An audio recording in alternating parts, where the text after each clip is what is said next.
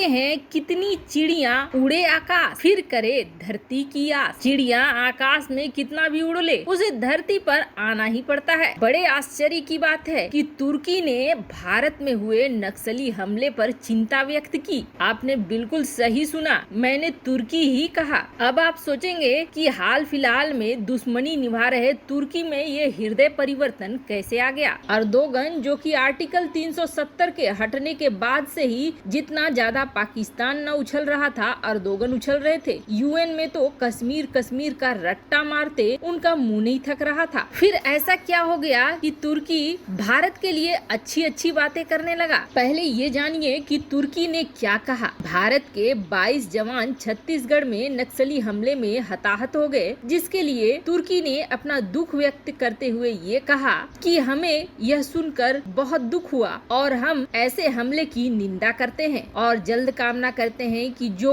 जख्मी हुए हैं वो ठीक हो जाएं। इस आतंकी हमले की घोर निंदा करता है तुर्की। सुरक्षा को लेकर भारत के लिए दिया गया तुर्की का यह बयान बहुत मायने करता है। अब तक पाकिस्तान के लिए तुर्की ने बहुत सारी चीजें करी। पाकिस्तान के लिए भारत से दुश्मनी मोल ली, पाकिस्तान के लिए कश्मीर मुद्दे को उठाया और पाकिस्तान के लिए ही भारत के साथ रिश्ते भी खराब कर लिए। भले ही वो खलीफा वाले मोड में चल रहे हों या फिर परमाणु बम लेने के चक्कर में हो पाकिस्तान से, लेकिन उन्होंने इस दौरान भारत से दुश्मनी जरूर पाल ली। पर अब अचानक से तुर्की बदल रहा है, तुर्की की विदेश नीति बदल रही है, जिसका पहला बड़ा कारण ये है कि तुर्की ने अब पाकिस्तान को छोड़ना शुरू कर दिया है। पाकिस्तान अपनी विदेश नीति खुद बदल चुका है और आर्टिकल 370 को लेकर अब उसके जनरल ये कह रहे हैं कि पुरानी बातों को मिट्टी में डालो। अब जिसकी चीज है, अब जो पहले से लड़ रहा था जिस मुद्दे के लिए, वही कह रहा है कि उस चीज को मिट्टी में डालो, तो फिर तुर्की किस मामले को उठाएगा। पहली बात तो ये है और दूसरी बात ये है कि अफगानिस्तान में भारत का रोल चेंज हो रहा है।